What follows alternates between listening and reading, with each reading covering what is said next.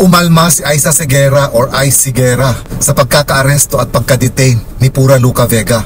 Komento kasi ni Ice Segura na makaluma yung batas natin, na hindi patas yung batas natin pagdating sa gender equality.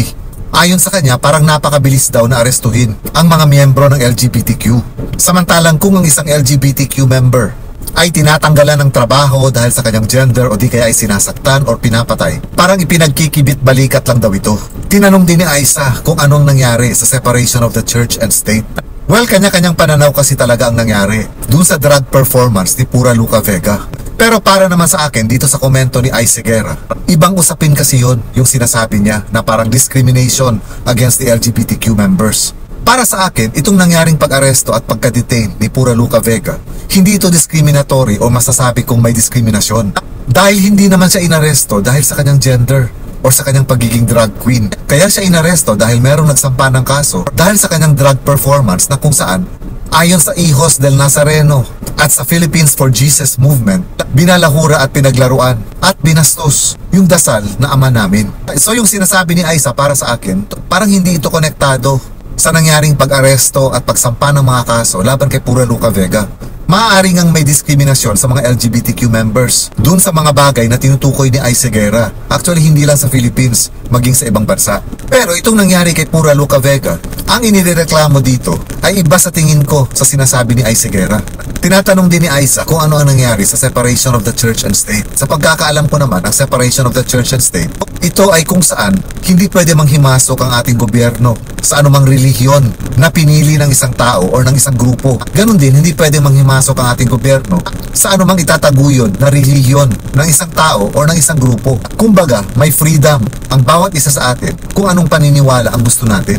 At ang gobyerno naman natin ay dapat na magkaroon ng religious tolerance pagdating dito. Pero hindi kasama sa separation of the church and state ang paglaruan at bastusin ang dasal na pinaniniwala ang sagrado ng isang relihiyon. Kumbaga, kung nagawa ni Pura Luca Vega na paglaruan at sinasabi nga nila na binastos yung Ama namin, para naman sa mga na-offend na mga tao, may karapatan din sila na magsamba ng reklamo. Kung para sa kanila ay nasaktan ni Pura Luca Vega yung mga damdamin nila dahil sa kanyang ginawang drag performance. Ito actually yung reklamo laban kay Pura Luca Vega at walang kinalaman dito, sabi ko nga, yung pagiging drag queen niya or maging yung gender niya. Dahil kahit na ano pang gender, kapag kaganito yung ginawa sa isang dasal na sagrado para sa mga Kristiyano, malamang masasampahan din ang reklamo. So for me, there is no discrimination sa nangyari. At hindi rin ito sakop ng separation of the church and state. Although maayos naman yung pagkakasabi ni Ice Segura, hindi naman siya nakipagbardagulan sa kanyang comments. Pero dun sa mga sinabi niya, iba-iba rin ang magiging opinion ng mga tao katulad ko. Iba ang perception niya dun sa nangyari kay Pura Luca Vega. Iba rin yung perception ko sa nangyari. Sinasabi rin kasi ng kampo ni na Pura Luca Vega na parang nagulat sila at napakabilis na inaresto si Pura. At sinasabi nga nila wala nga silang natanggap na sapina patungkol dito. Pero as far as I know, nung magsampa ng reklamo ang Hijos del Nazareno, kalat na kalat yun sa social media at napabalita pati sa mga pahayagan.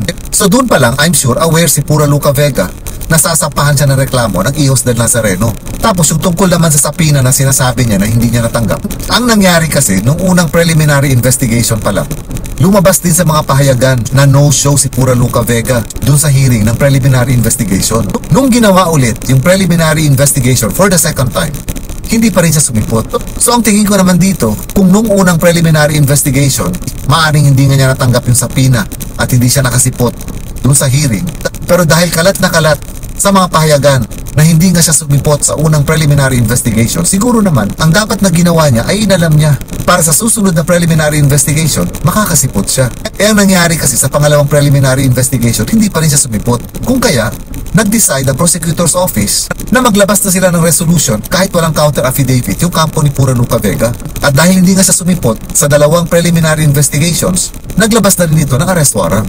So sa palagay ko, hindi rin masisisi yung mga pulis kung bigla na lang sumipot sa kanyang bahay para arestuhin siya. Dahil itong mga pulis, sumusunod lang din ito sa utos ng korte na siyang naglabas ng arrest warrant. Ngayon, kung talagang naniniwala yung kampo ni Pura Luca Vega na wala silang masamang intensyon dun sa drug performance ng ama namin ni Pura Luca Vega, may opportunity naman sila na ipaglaban ito sa korte. Pero hindi ako sangayon sa sinasabi nila na may injustice na nangyari. Para sa akin, nasunod naman kasi yung due process. Ipagpalagay natin ang kaproblema nga sa sapina dahil hindi niya natanggap, baka ibang address ang napadalhan. Pero sa second preliminary investigation, may opportunity sana siya doon kung inalam niya after nung first preliminary investigation kung bakit hindi niya natanggap yung sapina. Wala rin siguro yon sa pananamit ni Pura Luca Vega na kung saan sinasabi nga na ginagaya niya ang Poong Nazareno. Kasi pwede namang suotin or gayahin ang mga santo or even si Poong Nazareno pero hindi siya binabastos or pinaglalaruan. Ang nangyari kasi kay Pura Luca Vega, hindi ito yung kauna-unahang pinaglaruan niya, ang paniniwala lalong-lalo na ng mga Katoliko. Meron din kasi siyang ginawa dati na kung saan nakadamit siya na parang si Poong Nazareno at nag-taste test siya ng hostya. Alam natin sa mga Katoliko, itong hostya ay napakasagrado dahil ito ay simbolo ng katawan ni Kristo during our holy masses. Pero napagbigyan siya doon at hindi siya sinampahan ng reklamo. Pero nung inulit niya ito sa pamamagitan ng ibang bersyon ng ama namin na kung saan ang isang banal at sagradong dasal ay ginawa nilang parang rock version na parang kanta sa isang kasayahan. Dito na yata napuno ang Hijos del Nazareno and even yung Philippines for Jesus movement. Sinasabi kasi ni Pura Luca Vega na wala siyang masamang intensyon. Kung hindi, gusto niya lang daw ipakita na ang Panginoong Jesus ay kaisa ng LGBTQ community. So ang tingin ko naman, kung ganun talaga yung intensyon ni Pura Luca Vega, bakit hindi niya ginawang parang seryosong bagay yung sinasabi niya? Kasi yung mga ginagawa niyang mga drug performances patungkol sa Poong Nazareno, kung papanoorin natin, ay pambabastos. At kitang-kita doon na pinaglalaroan niya ang paniniwala, lalong-lalo na ng mga Katoliko. So hindi natin masisisi na yung mga devoted Catholics ang mag-react dahil hindi naman nila inaano si Pura Luca Vega or even yung mga drag queens community. Napakaraming mga drag queens na mga nagpa-perform pero may mga nagreklamo ba laban sa kanila dahil sa religious beliefs? Wala. Dahil yung mga drag performances nila ay hindi naman patungkol sa pananampalataya at paniniwala na may kaugnayan sa relihiyon. Ito yung nilabag ni Pura Luca Vega kung kaya inireklamo siya nitong mga religious organizations. So for me, ang opinion ko dun sa mga sinabi ni Ay Seguera, opinion niya yon and may karapatan siya doon. Pero ang masasabi ko lang, parang wala kasing connection yon kung bakit sinampahan ng mga reklamo itong si Pura Luca Vega. At doon din sa mga tao na nagsasabi na unfair yung ginawa kay Pura Luca Vega because drug is not a crime. Oo, tama naman yon. Drug is not a crime. Pero hindi rin kasi yun ang ipinaglalaban nitong dalawang religious organizations na nagsampa ng reklamo laban kay Pura Luca Vega. Ang tingin ko dito, it has nothing to do with drug or drug queens. Yung act o kung ano yung ginawa ni Pura Luca Vega na naka-offend siya ng mga damdamin ng mga tao base sa kanilang paniniwala at pananampalataya. So for Pura Luca Vega, siguro ang the best thing na gawin niya, patunayan na lang niya sa korte kung ano man yung pinaninindigan niya tungkol sa drug performance na inireklamo.